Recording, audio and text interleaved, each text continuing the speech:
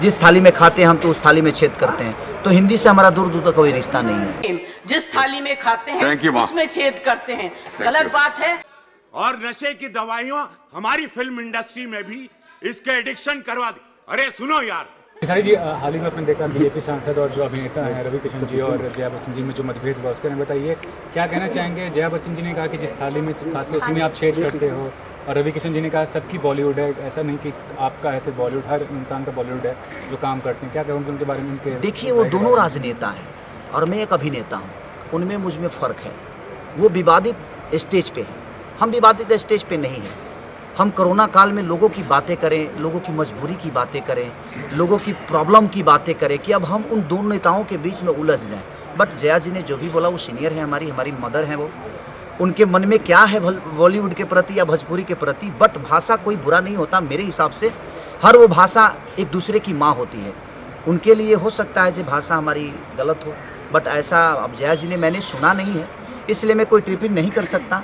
और ना ही मैंने रवि जी को सुना, क्योंकि मैं लगातार, मुझे लंदन जाना है और उसके बाद लिट्टी चोखा के शूट पे जाना है, तो लगातार मैं और गाने गा रहा हूँ, लगातार अपने म्यूजिक पे बैठ रहा हूँ। तो कभी मुझे इंटरव्यू या कभी मैं कोई विवादित चीज़ सुनने को मिला नहीं। और मैं विवाद से बड़ा अलग रहता हूँ। किसने क्या बोला, नथिंग, मुझे जानना ही नहीं है कि किसने बोला क्या। हाँ, हमारी जनता की बात आती है कि हमारी जनता, हाँ हमारे समाज की बातें हैं।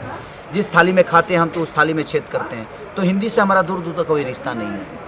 जिस थाली में वो खाते हैं, जिस थाली में कौन छेद करता है, हिंदी से मेरा दूर दूर का कोई रिश्ता ही नहीं है। मेरी माँ मेरी भोजपुरी है, मेरी भाषा, मेरी जान, मेरी ज़िंदगी, मेरी भोजपुरी के लोग हैं। तो मैं अभी जहाँ काम कर रहा हूँ वहाँ तो मैं बड़ा कुशल हूँ।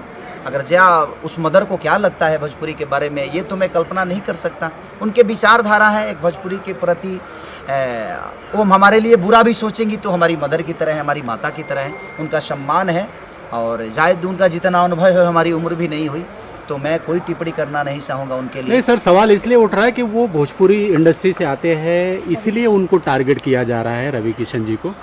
आप एक फर्टेनिटी है भोजपुरी के, आप क्या उनके सपोर्ट में? हमारे आदर्श हैं, हमारे पिता की तरह हैं।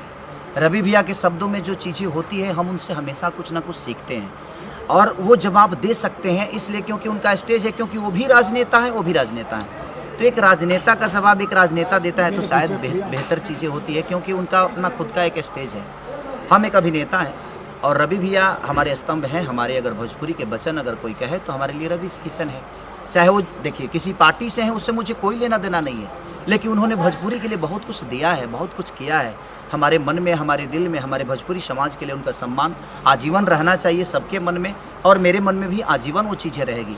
तो उन्होंने जो भी बोला होगा अपने लेवल से बिल्कुल अच्छा बोला होगा, क्योंकि मुझे लगता है कि वो बहुत सुलझे हुए इंसान हैं, सुलझे हुए एक नेता हैं और सुलझे हुए अभिनेता हैं।